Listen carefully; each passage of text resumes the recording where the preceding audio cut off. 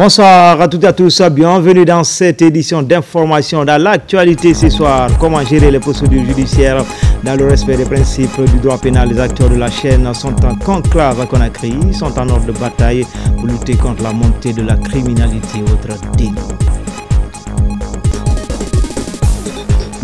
Et puis la directrice générale des pensions militaires et anciens combattants dans les localités de Manéa et Frigiadi, elle est allée s'enquérir du bon déroulement du processus de recensement à vocation d'état civil. En fait, Marie Tolnoku, une rime comme nom de scène, artiste chanteuse guinéenne, a reçu son trophée de lauréate du prix Découverte RFI. L'événement a été marqué par un concert géant au centre culturel Espace Sori Kandia Kouyaté, où la queen de la musique guinéenne a partagé des moments festifs avec son public dans une ambiance bon enfant. Voilà pour le sommaire. Encore une fois, bonsoir à tous. Tout d'abord, ces séries de décrets. Décret 2 2025-0079, PRG, CNRD, SGG, portant promulgation de la loi ordinaire L 2025-002, CNT du 31 janvier 2025, le président de la République, vu la charte de la transition, vu l'ordonnance au 2021-001 PRG CNRD SGG du 16 septembre 2021 portant prorogation des lois nationales, des conventions, traités, accords internationaux en vigueur à la date du 5 septembre 2021, vu le communiqué numéro 1 du Comité national du Rassemblement pour le développement CNRD du 5 septembre 2021 portant prise effective des pouvoirs par les forces de défense et de sécurité, décrète article 1er. Et promulgué la loi ordinaire L 2025-002 CNT du 31 janvier 2025 portant autorisation de ratification du contrat de crédit acheteur numéro 3 entre la Guinée et BPI France SA relatif au financement d'un système de surveillance aérienne à l'aéroport de Conakry signé le 1er octobre 2024 pour un montant de 39 millions d'euros. Article 2, le présent décret qui prend effet à compter de la date de sa signature sera enregistré et publié au journal officiel de la République Conakry le 3 juin 2025, Général Mamadi Doumbouya. Décret de 2025-00421, PRG SGG, CNRD SGG portant promulgation de la loi ordinaire L 2025-005 CNT du 28 février 2025. Le président de la République, vu la charte de la transition, vu l'ordonnance au 2021-001, PRG CNRD SGG du 16 septembre 2021 portant prorogation des lois nationales, des conventions, traités et accords internationaux en vigueur à la date du 5 septembre 2021, vu le communiqué numéro 1 du Comité national du Rassemblement pour le développement CNRD du 5 septembre 2021 portant prise effective du pouvoir par les forces de défense et de sécurité, décrète.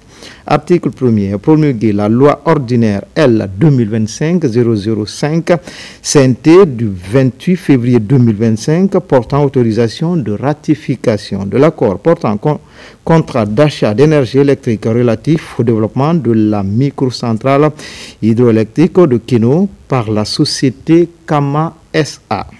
Signé le 14 mars 2021 pour un montant de 45 49 $ américains.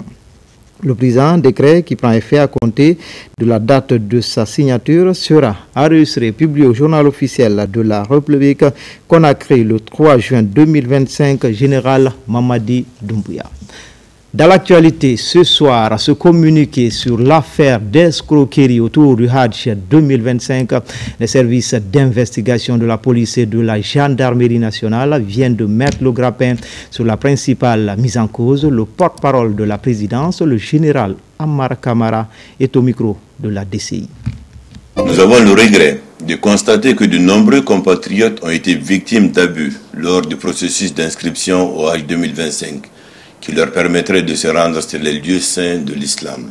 Nous comprenons la douleur, les pressions sociales, les sacrifices et les difficultés auxquels les candidats et leurs familles ont été confrontés ces dernières semaines.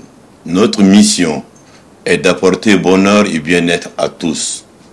C'est dans cet esprit que le président de la République a permis à de nombreux concitoyens d'effectuer gratuitement ce pèlerinage chaque année. Nous avons également la responsabilité de consoler ceux dont le cœur a été meurtri. Au nom de cette responsabilité, nous tenons à présenter nos excuses à tous ceux qui ont été victimes des abus de l'administration ou d'escrocs et qui n'ont pas pu effectuer le Hajj. Dans cette épreuve, rappelons-nous qu'il s'agit également d'une épreuve de foi. Les mots peuvent manquer pour apaiser vos peines, mais nous souhaitons vous rappeler que tout ce que Dieu fait est bon. Il est omniscient et omnipotent. Et en tant que croyants, acceptons que sa volonté soit faite. Cette difficile épreuve, pour nos mères, nos pères, frères et sœurs, nous a permis de mettre en lumière nos faiblesses et nos manquements, et même nos erreurs. Nous tenons à rassurer chacun d'entre vous que nous mettrons tout en œuvre pour identifier les responsables et faire en sorte que justice soit rendue. Nous nous engageons également à prendre toutes les mesures nécessaires pour éviter que de telles difficultés ne se reproduisent à l'avenir. Tout en sollicitant encore une fois votre compréhension et votre pardon, nous souhaitons rassurer les victimes que des dispositions seront prises pour leur inscription gratuite au prochain pèlerinage. Pour éviter tout problème lié à cette gratuité, une commission de recensement des victimes sera mise en place et dirigée par le CNRD. Une adresse et un numéro de téléphone seront fournis à cet effet. Que l'Éternel, dans sa miséricorde, nous aide à surmonter cette épreuve. Amen. Je vous remercie. Hajj 2025, encore à quelques jours du début de ce rituel, le ministre saoudien du Hajj a organisé un symposium international sur l'organisation du pèlerinage à plusieurs délégations. On prépare à cette importante rencontre. Lancé Koulibaly, Mamadou Bangoura depuis Jeddah. La réussite du Hajj 2025 préoccupe les autorités saoudiennes. À quelques jours du démarrage de cet événement mondial qui va mobiliser près de 2 millions de fidèles musulmans, le ministère du Hajj de l'Arabie saoudite a convié les délégués de plusieurs pays à une rencontre. Les échanges ont porté sur des questions liées à la sécurité, la santé et la sensibilisation. Les autorités saoudiennes ont affiché leur volonté de collaborer avec toutes les délégations dans le strict respect des règles édictées. Par la grâce de Dieu, on a assisté chacun en ce qui le concerne à l'atelier qui le concernait et aujourd'hui nous sommes très contents et nous sommes, si vous voulez, revigorés. Nous sommes enrichis encore pour aider mieux de l'organisation du pèlerinage 2025 pour ce qui concerne la République de Guinée. En fait, au niveau de la santé, l'Arabie saoudite a pris des dispositions nouvelles juste pour aider davantage à faciliter la tâche aux pèlerins. Soucieuse de la réussite de cette édition du Hajj, la délégation guinéenne a organisé une lecture du Saint-Coran qui a mobilisé coordinateurs, guides et autres acteurs. Ils ont initié vraiment de faire la lecture du Saint-Coran et bénédiction. D'abord pour notre pays et pour notre cher président général Mamadi Doumbouya, pour tous les efforts qu'il est en train de fournir pour la population guinéenne, surtout les pèlerins cette année. Vous avez vu les logements Médine et à la Mecque. C'est quelques mètres de Saint Al-Kaaba et aussi Médine, c'était comme ça. Une manière d'implorer la grâce divine pour la paix, l'unité et la réussite de la transition en Guinée. Pour être plus complet sur ce dossier, les pèlerins guinéens sont tous arrivés sur les lieux saints et le départ pour Mina et Arafat est prévu pour ce mercredi. Dans le reste de l'actualité, le chef du gouvernement accompagné des ministres de l'économie et du budget a reçu en audience une délégation de la Banque mondiale. Les entretiens ont porté essentiellement sur le renforcement du partenariat stratégique entre la Guinée et cette institution de Bretton Woods. Harold Tavares, administrateur du groupe Afrique 2, est au micro d'Ousmane Bangoura. La rencontre avec le Premier ministre a été concentrée sur le cadre de partenariat de la Guinée qui est en cours de préparation Et l'administrateur a fait des recommandations au Premier ministre, au gouvernement, pour que ce cadre de partenariat soit focalisé sur 4 points. Le premier point, c'est le rôle du secteur privé. Pour l'administrateur, le secteur privé est essentiel pour la création d'emplois. Le second point sur lequel il a insisté, c'est l'importance des réformes macroéconomiques qui sont les fondements de tout ce qui est développement du secteur privé. Le troisième point, en termes de recommandations, c'est avoir des infrastructures résilientes. Résilientes, il entend par là avoir des routes, avoir des chemins de fer qui peuvent par exemple tenir compte par exemple de la durabilité. Le Premier ministre a souligné dans le cadre du Simandou 2040, il y a un focus sur les questions de renforcement des capacités. Il y a même un pourcentage très important des revenus de Simandou qui seront focalisés sur le renforcement de capacités. En plus du cadre de partenariat, l'administrateur a recommandé à ce qu'il soit aligné sur la nouvelle version du cadre de partenariat de la Banque mondiale qui va au-delà de 5 ans. Donc, qu'il soit aligné au plan de développement Simandou 2040. Le dernier point qu'ils ont eu à discuter, c'est l'histoire de construction d'un siège du groupe de la Banque mondiale qui peut renforcer la position stratégique de la Guinée dans la sous-région. L'administrateur a tenu à souligner l'amélioration considérable de la capacité d'absorption de la Guinée ces 2 dernières années, qui est passé d'un pays qui avait le taux le plus bas de 23 pays que nous représentons au conseil d'administration au taux le plus élevé à 38%, et ce qui est vraiment une amélioration. Aujourd'hui, on fait partie des pays les plus performants parmi les 23 pays de l'Afrique de l'Ouest et du Centre que l'administrateur représente. Et le Premier ministre a bien pris note de cette amélioration et également il dit l'objectif du gouvernement c'est de passer à 75%. La haute autorité de la communication procède à la construction de ses antennes régionales en province à Kankan, dernière étape de ce processus en cours. Sous le président de l'institution de régulation des médias qui dirige la délégation, Boubacar Yassine Diallo, a procédé à la pose de la première pierre de l'antenne locale, marquant ainsi le démarrage des travaux. RTG Kankan et l'âge Fodé Bangali Fofana. Le processus de décentralisation de la haute autorité de la communication HAC est mise en marche. C'est une volonté affichée du président de la République, général Mamadi Doumbouya, que le président de la haute autorité de la communication, résolument engagé, est en train de mettre en œuvre. Les médias sont des miroirs de notre époque, des vecteurs de notre culture et des instruments de notre démocratie. Dans ce contexte, la création de cette nouvelle structure vient à point nommé.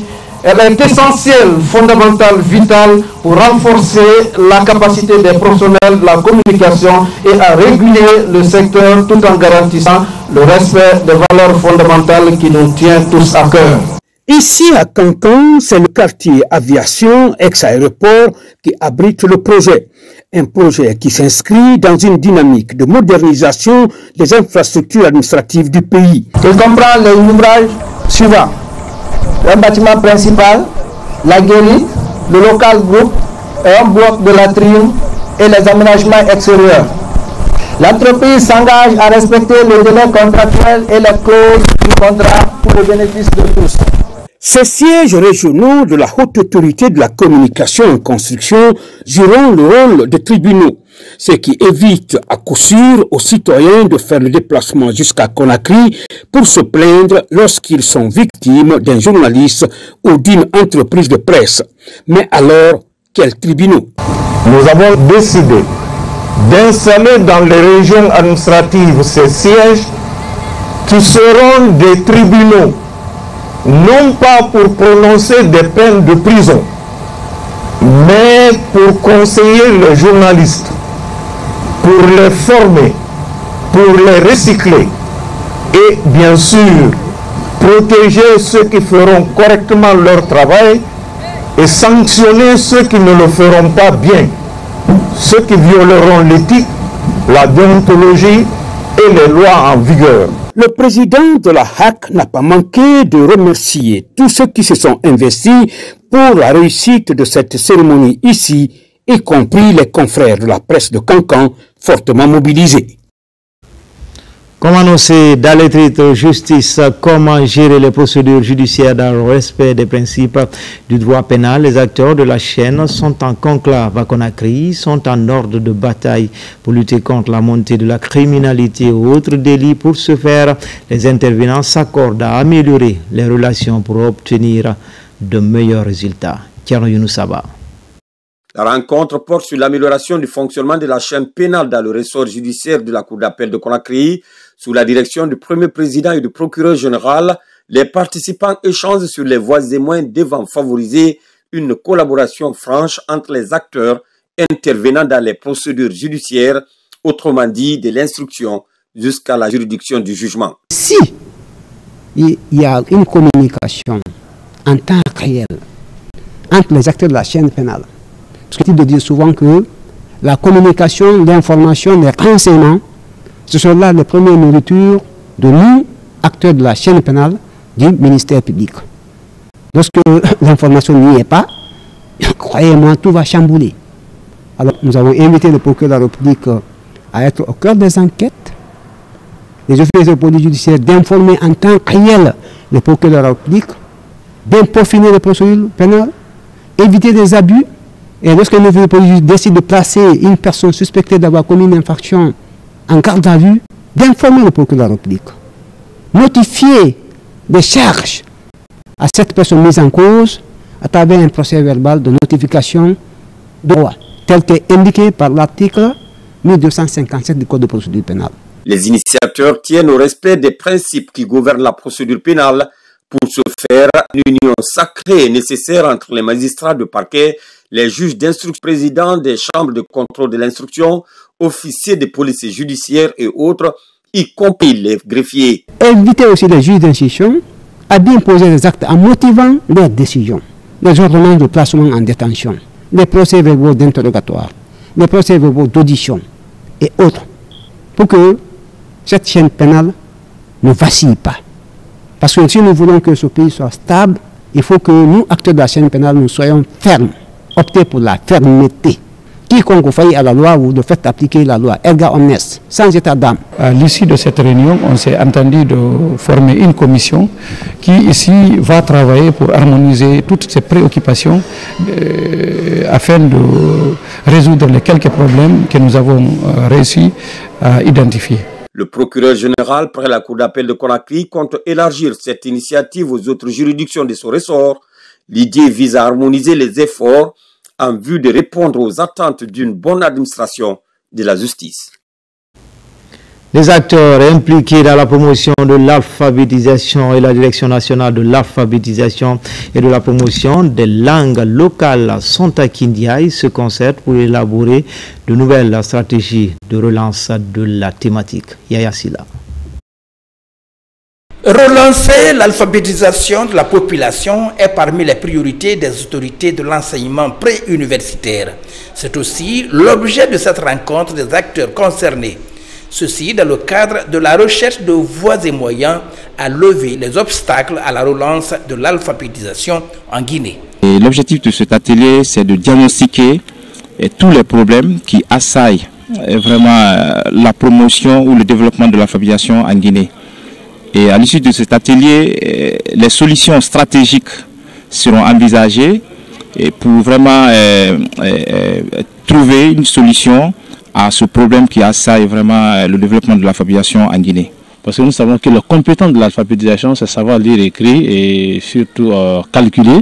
Et ça peut permettre aux analphabètes qui ne savent pas lire, écrire pour mieux s'intégrer dans la communauté et la vie active de la Guinée. Autour des tables ici, et cela pendant 3 jours, les participants vont identifier les points de faiblesse et les opportunités à saisir pour relancer l'alphabétisation. Aujourd'hui, le gouvernement a pris la décision de relancer les activités d'alphabétisation au profit des populations analphabètes, ce qui constitue une bonne chose.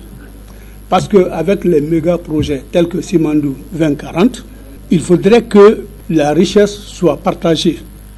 Il faudrait qu'il y ait équité. Cet atelier se tient au lendemain d'une autre rencontre sur la relance de l'alphabétisation avec les membres de la société civile. Dans l'actualité également, peine avec à Tobolon. Également, les femmes se mobilisent, réunies au sein du mouvement Femmes Dynamiques pour la paix et lancent ses activités de sensibilisation. Le mouvement tient à la mobilisation autour du recensement et réaffirme encore une fois son rôle citoyen. Maïmouna Bella Diallo, Alkali Kobele Keita. À Tobolon, dans la commune de Kagbele, le mouvement des Femmes Dynamiques pour la paix en Guinée a lancé ses activités. Une mobilisation axée sur le recensement biométrique présentée comme un devoir citoyen essentiel.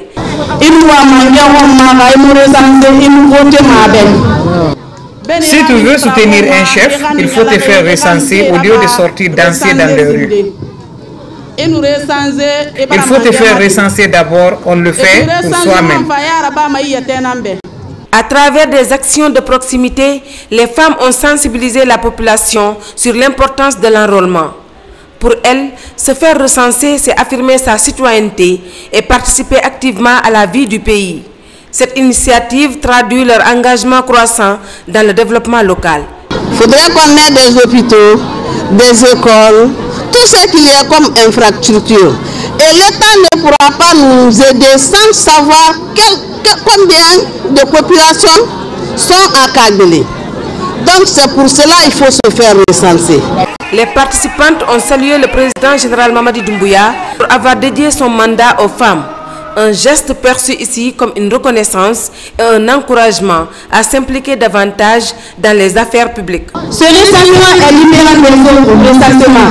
Celui-ci permet à chaque citoyen d'avoir un identifiant unique et sécurisé à être dans le registre national des personnes physiques et aussi à être dans le fichier électoral.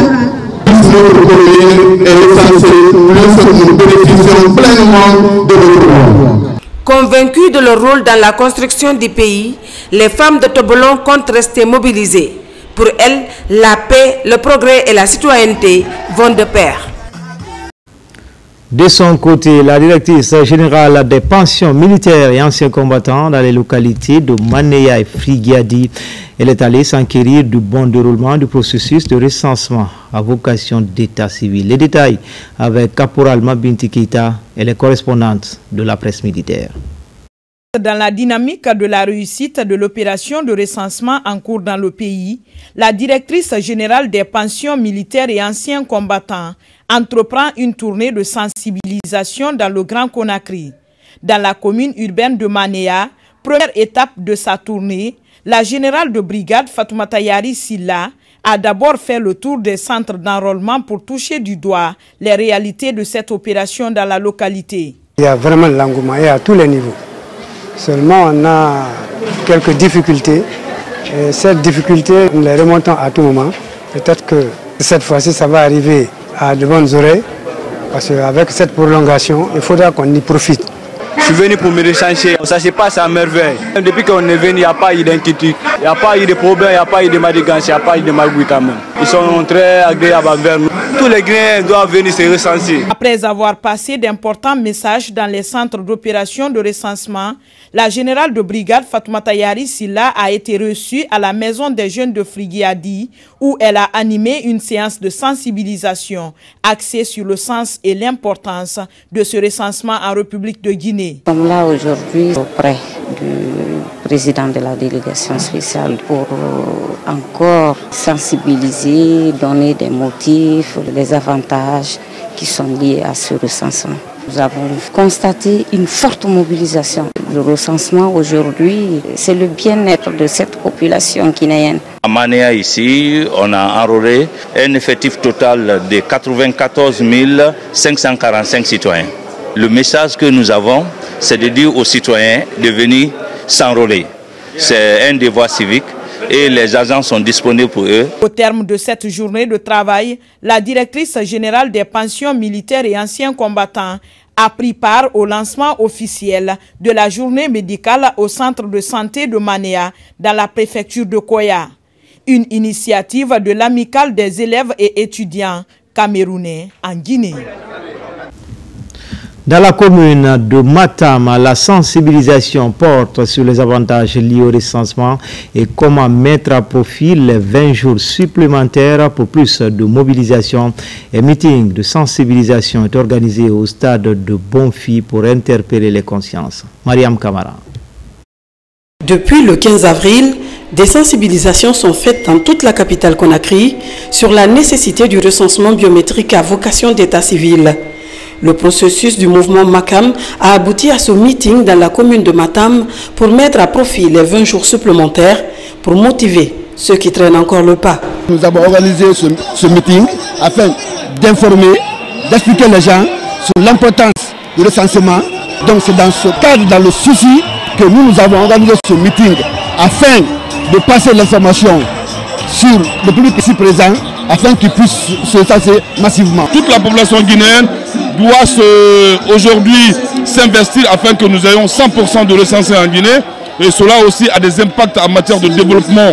Vous savez que la démographie sert de bréviaire pour le développement de notre pays. Ça devient plus pour ces milliers de mouvements et associations qui soutiennent les acquis et la continuité du général président Mamadi Doumbia.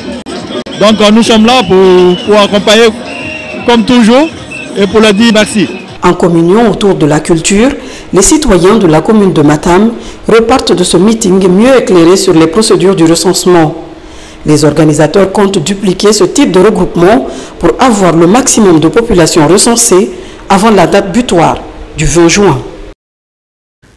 Dans la commune urbaine de Bessia aussi, le mouvement Génération Consciente est à pied d'œuvre pour gagner le pari de la mobilisation. Sur place, le porte-à-porte est privilégié dans cette campagne. Des messages sont délivrés sur l'importance de figurer dans le registre national des personnes physiques. Ali Badara Kondé. En tant que structure engagée dans l'éveil citoyen, le développement communautaire et la participation active des populations aux actions de l'État, le mouvement Génération Consciente et progressiste contribue aux efforts de sensibilisation des populations sur les avantages du recensement à travers un carnaval riche en couleurs dans les rues du quartier Bessia. Je lance un appel solennel à chacun d'entre vous pour accueillir les agents recenseurs, respecter, donner les informations sincères et complètes, encourager nos proches à faire de même. Au-delà du carnaval, la présidente du mouvement Génération Consciente et progressiste prévoit des sessions de proximité dans les différents ménages du quartier Bessia, animés par des équipes de jeunes volontaires formés à cet effet. Mais aussi un match de football est organisé opposant les quartiers de Bessia Cité à Bessia Centre. C'est une autre manière à nous d'encourager les jeunes gens, les vieilles personnes à se faire recenser, puisque les enfants de chacun sont là, ils viennent assister au tournoi après et remontent les informations. Partir sur l'angle du football pour amener les gens à se faire recenser, je pense que c'est une très bonne stratégie. Les organisateurs, ils ont bien réfléchi, parce que là vous-même vous voyez comment le terrain est plein à craquer et ils sont en train de dire au fur et à mesure que nous devons nous recenser pour exister. À l'issue des 90 minutes du temps additionnel, l'équipe de Bessia Cité remporte par le score d'un but à 0. À Farana, c'est la première autorité de la préfecture qui mène les opérations de sensibilisation sur le PENRAVEC dans les 15 sous-préfectures que compte cette localité. Les populations sont plus que jamais déterminées à se faire recenser. Images et commentaires. C'est par la sous-préfecture de Bendou, 6 à 27 km du centre-ville de Farana, que le préfet de la dite préfecture, accompagné de ses cadres, a entamé ce long périple. Partout où il est passé, le contrôleur général de police Bernard Kamano a fait passer le même message de ralliement général. Au cours de cette sensibilisation, nous avons réuni les personnes ressources. Quand nous allons par exemple dans une sous-préfecture, nous invitons la population du centre. Ensuite, tous les présidents de district, les chefs secteurs, les présidents de jeunesse, les responsables des femmes, la notabilité et les imams. Et ces personnes, nous les invitons à aller transmettre ce message à la population. Cette démarche, bien appréciée de tous, a permis à la mission du préfet de Farana de s'enquérir du taux de mobilisation des populations devant les bureaux de recensement. Autorités à la base et élèves, nul ne veut rater cette initiative des autorités du pays. Le recensement a beaucoup d'importance. Donc, chacun n'a qu'à se lever, laisser toutes les activités quotidiennes pour se faire recenser, pour avoir un identifiant. Tous ceux qui ne se sont pas recensés dans notre école sont prêts avec l'information qui a été effectuée ce matin par notre préfet pour se faire recenser. Cette tournée du préfet de Farana, qui a duré plus de 2 semaines, a nettement contribué à la mobilisation des populations du 140 devant les bureaux de recensement. Nous sommes aux environs de 7000 personnes enregistrées jour. Donc vous avez vu, cette sensibilisation, on peut dire apporte beaucoup en matière d'augmentation des statistiques. En attendant la fin de cette campagne du programme national de recensement à vocation d'état civil, d'autres initiatives allant dans le sens de l'engagement citoyen pour la défense de la cause publique se poursuivent dans la ville natale du père de l'indépendance guinéenne. Toujours dans le cadre de la sensibilisation des populations à se faire arlorer, la Chambre régionale de commerce de Boké joue sa partition. Une campagne est initiée dans les différents lieux de Nogos des sous-préfectures de Kamsar, Kolawuni et Sangaridi. La commission mise en place pour cette opération a largement expliqué l'importance du processus. RTG Boké, Younous Atawel Kamara, Bintou Touré, Mohamed Mara. Les membres du bureau régional de la Chambre de commerce, d'industrie et d'artisanat de Boké, au contact des opérateurs économiques et d'autres commerçants de la contrée. C'est pour leur donner d'amples informations sur le processus du recensement biométrique en cours. De Kamsara Sangaredi, en passant par Kolabui, Boké Centre et Tingilinta, partout le message est clair. Vous savez, aujourd'hui, le secteur qui a du mal aujourd'hui à se faire recenser à cause du quotidien, c'est le secteur commerce. Surtout nos mamans qui sont dans les marchés. Elles se lèvent très tôt le matin et c'est la nuit qu'elles rentrent. Si nous ne venons pas envers ces dames, ces braves femmes, pour venir leur dire le motif et les raisons du recensement, serait difficile pour elles d'être sur les lois. On les a expliqué le motif de ce recensement et l'engagement que le gouvernement a pris et surtout les moyens que le gouvernement en place a mis à la disposition de ses citoyens pour que le citoyen guinéen se fasse recenser. Pour mieux atteindre le public cible, les membres de cette équipe régionale de la Chambre de commerce de Boké sont allés aussi dans certains marchés de la préfecture. C'était pour inviter ces citoyens à part entière de la République à se faire recenser. C'est que la délégation qui a dit d'être guinéen, c'est d'accepter de se recenser. Si tu ne te recenses pas, tu n'es pas un citoyen guinéen. Parce que tu n'auras aucun papier justificatif ou juridique qui dira que tu es un citoyen guinéen. Nous sommes contents de cette mission. À travers leur message, nous avons pu cerner les avantages de ce recensement et nous sommes prêts à nous faire enrôler. Le reste des sous-préfectures est également au programme de sensibilisation sur le recensement biométrique de la mission de la Chambre régionale de commerce, d'industrie et d'artisanat de Boké. Espace Santé, l'Institut itinérant de formation de prévention intégrée contre la drogue et conduite additive vient d'organiser une causerie éducative à Fili 1, commune urbaine de Koya, à l'intention des jeunes de la localité sérieusement impactés par la drogue. C'était lors de la journée sans tabac. Manguidan Toumassouma. Construire une société guinéenne sans drogue est l'une des vocations de l'Institut itinérant de formation et de prévention intégrée contre la drogue et autres conduites addictives.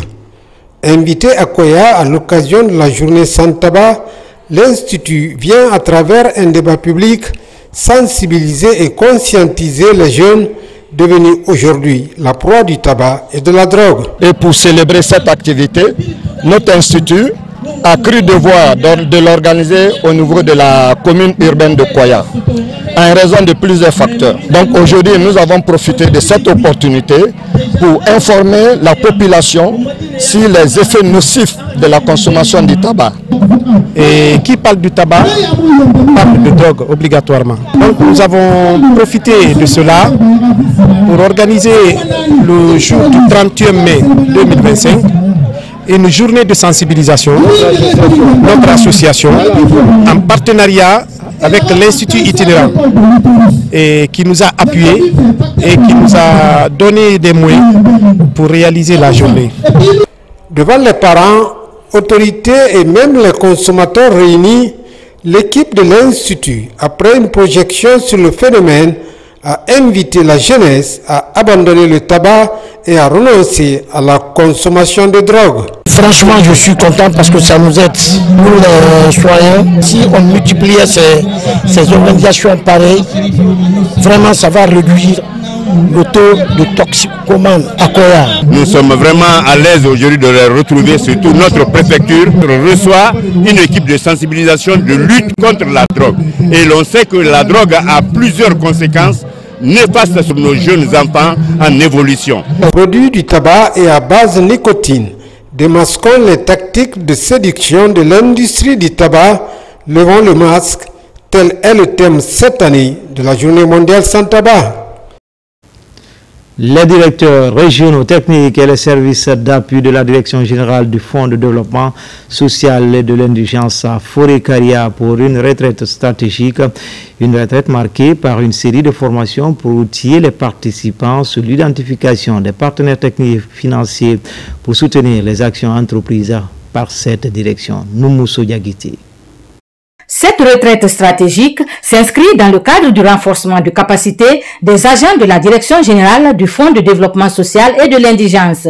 Une session de formation visant à identifier et à approcher de potentiels partenaires techniques et financiers pour soutenir les initiatives du Fonds de développement social et de l'indigence. Cette retraite stratégique doit nous permettre de dresser une feuille de route claire pour les 3 prochaines années. Elle doit nous aider à évaluer nos programmes actuels, combler les lacunes, renforcer nos méthodologies et concevoir des stratégies plus durables en vue d'attirer davantage de partenaires techniques et financiers en nous accompagnant dans la mise en œuvre de la politique sociale du gouvernement. Les 3 jours de partage d'expériences et de bonnes pratiques vont permettre aux participants de relever le défi pour l'atteinte des objectifs. Cette retraite va renforcer la mise en place des stratégies de cadrage des personnes vulnérables dans le cadre de leur développement personnel, dans les différents domaines professionnels. Le chef de cabinet du gouvernorat de la région administrative de Kindia exprime sa gratitude envers les autorités dans la lutte contre la pauvreté et l'exclusion sociale. La réalisation des forages, la construction d'écoles, de hangars, de marchés d'établissements de santé, ainsi que le reprofilage des pistes rurales constituent autant de projets qui marquent positivement la mémoire collective et traduisent la portée sociale de vos interventions. Cette retraite stratégique est une étape cruciale pour le Fonds de développement social et de l'indigence dans sa capacité à mobiliser des ressources financières pour soutenir les personnes en situation d'indigence. La préfecture de Macenta a abrité le comité technique régional de la santé, une rencontre qui a été axée sur l'évaluation des performances sanitaires de la région forestière pour le second semestre 2024. Explication Moussa Kouyaté. C'est le tout premier comité technique régional de la santé tenu dans la préfecture de Macenta. Durant 4 jours, tous les sujets liés à la santé ont été évoqués par les acteurs régionaux et préfectoraux de ce secteur de la région forestière. Nous avons passé en revue l'ensemble des indicateurs tels que l'accouchement, assister la CPN, la vaccination, la planification familiale, la nutrition, ainsi que toutes les autres activités qui ont été réalisées pendant la période. et des discussions houleuses ont eu lieu, donc assorties de recommandations. Quelques défis restent d'abord à surmonter. Il y a eu des recommandations qui ont été formulées dans le sens de l'amélioration de nos indicateurs. Ces recommandations sont là et nous appelons les bailleurs, les partenaires à travers le ministère de la Santé et de nous accompagner dans cet élan parce que nous sommes en train vraiment d'aller sur des nouvelles bases. La tenue de ce comité technique régional de la santé va permettre aux autorités sanitaires d'analyser profondément les résultats obtenus dans ce domaine en région forestière. La présente réunion s'inscrit dans une démarche de redevabilité, d'objectivité et de planification stratégique. Elle a pour objectif principal de contribuer à l'analyse des résultats techniques et financiers obtenus par les districts sanitaires de la région, afin d'en tirer les leçons nécessaires pour renforcer la gouvernance du système de santé au niveau local.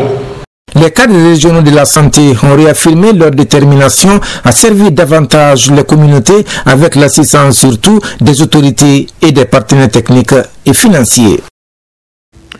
À Matoto, le conseil communal et responsable des différents quartiers étaient en concertation ce mardi. Durant la session, plusieurs problématiques locales ont été abordées. Les responsables s'engagent à intensifier les efforts pour le développement de la commune. Mamadou Saliouba.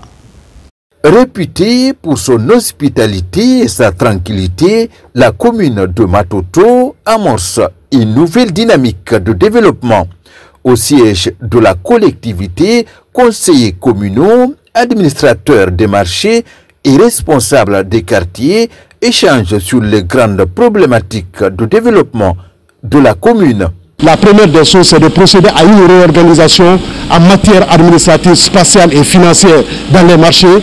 Et aussi, il a été décidé d'uniformiser les prix des valeurs inactives dans les marchés. Et nous avons aussi dessiné une politique locale en matière de la gestion des marchés qui nous permettra de dissocier le bureau de l'administration, les rôles et responsabilités dévolus aux membres du bureau du marché et le conseil de discipline. Au compte de cette session, des grandes questions de développement ont été passées en revue comme l'aménagement des espaces déguerpis, la clôture des marchés ou encore l'amélioration du recouvrement des droits des marchés. Nous avons pris des décisions qui ont été votées à l'unanimité, par exemple le conseil de discipline et aussi comme le marché de Onkosen qui est un grand marché, nous avons trouvé utile de faire de ce marché deux marchés différents afin de maîtriser les recettes dans le cadre de l'assainissement. Le curage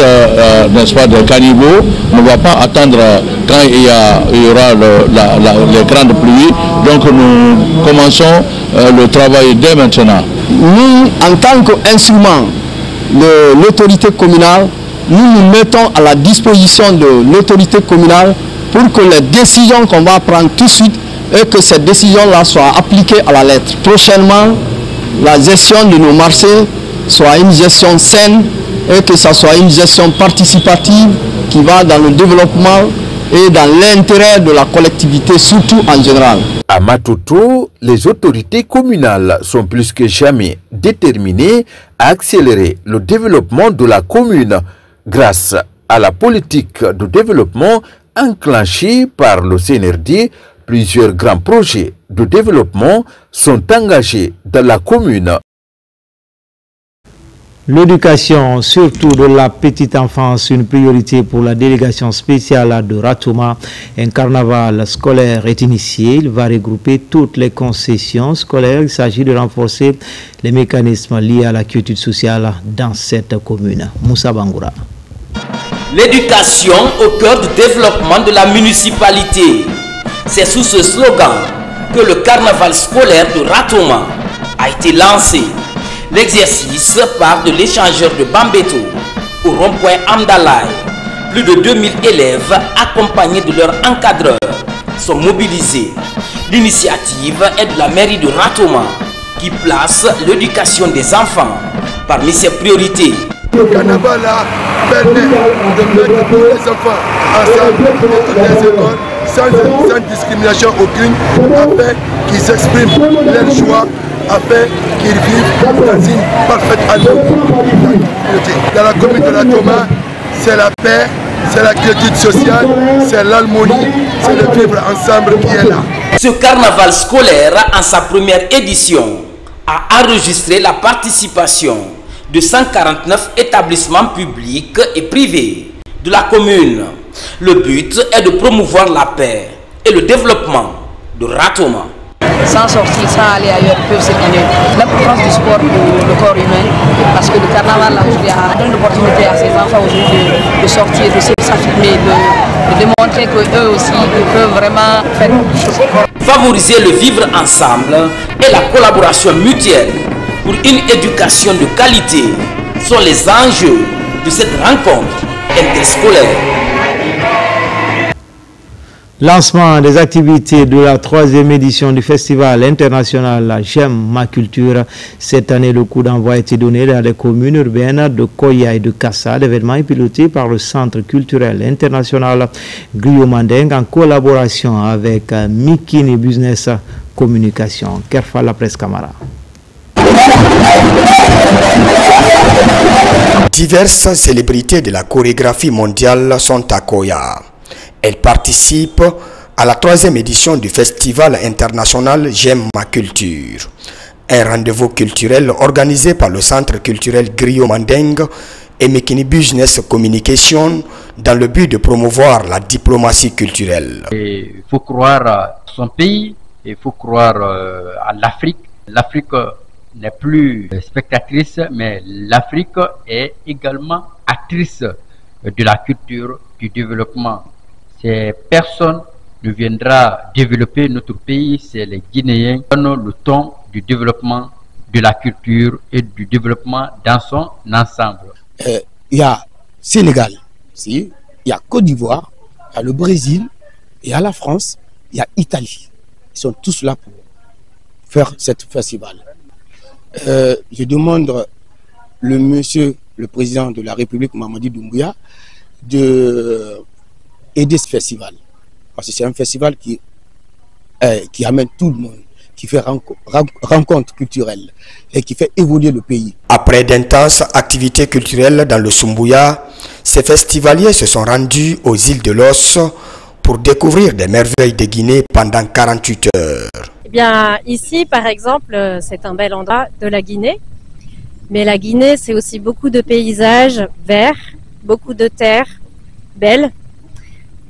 Dans ce que j'ai vu, parce que j'ai pas tout vu malheureusement, mais peut-être je reviendrai voir justement. Prestations artistiques, défilés de mode, poésie, carnaval, exposition étaient les principales activités de cette saison. Enfin, Maritolo Kwina-Rima, nom de scène, artiste, chanteuse guinéenne, a reçu son trophée de lauréate du prix découverte RFI. L'événement a été marqué par un concert géant au centre culturel Espace Sori Kandia Kouyaté, où la Kwina de la musique africaine de Guinée a partagé des moments festifs avec son public dans une ambiance bon enfant, n'est-ce pas? Marie-Angélique Bangoura et Mohamed Bangoura. Ce concert marque un moment spécial pour la carrière de Kwina-Rima, lauréate du prix découverte RFI 2025. Une occasion pour l'artiste de communier avec son public après son sacre en France lors du prestigieux concours en février dernier. Un concours qui met en lumière le talent des artistes venus de tous les horizons. Sur scène, Kwina-Rima et ses musiciens ont magnifié la bravoure des femmes à travers un show à couper le souffle.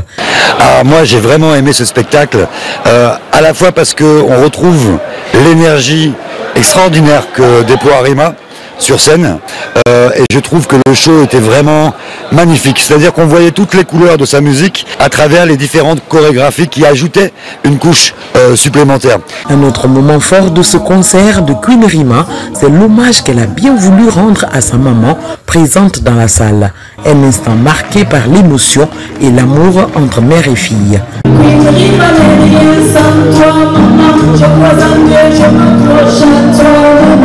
Siatolmo et Soulbanks, deux talents de la musique guinéenne, également lauréats du prix RFI 2011 et 2016, ont improvisé un duo musical avec un style particulier. Le prix RFI aime bien la Guinée et j'espère que ça va continuer comme ça. Et ce soir avec Queen-Rima, j'ai vu l'espoir sur scène. Elle est battante, non seulement dans le studio, mais même sur scène, j'ai vu qu'elle a donné tout ce qu'elle avait. Je la souhaite beaucoup de tournées parce que la musique c'est d'abord les tournées. Musique, chant, danse et chorégraphie hors pair par cet accompagnement mélodieux au rythme guinéen. Queen-Rima, lauréate de l'édition 2025 du prix RFI, s'est bien illustrée en face des spectateurs, sous le regard admiratif du ministre en charge de la culture, venu pour lui apporter son soutien. Elle est femme, elle est forte et elle est la Guinée entière parce que c'est ce que nous avons démontré avec la célébration de notre indépendance. Nous avons mis la puissance féminine en avant et Queen-Rima, c'est l'illustration parfaite de cette puissance féminine.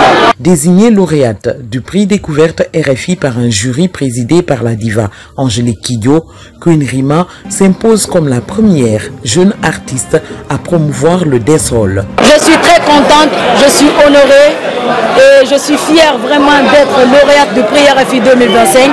Ça n'a pas été facile pour moi, 3 fois dans la compétition, mais aujourd'hui je suis très honorée. Après ce concert, cette ambassadrice de la musique guinéenne fera une tournée en France avec plusieurs autres dates en Afrique et le reste du monde. C'était tout pour les infos. L'actualité se poursuit sur le www.rtgguinée.info. À demain pour d'autres actualités sur la Guinée, notre paradis, terre de richesse et d'innovation, Inch'Allah.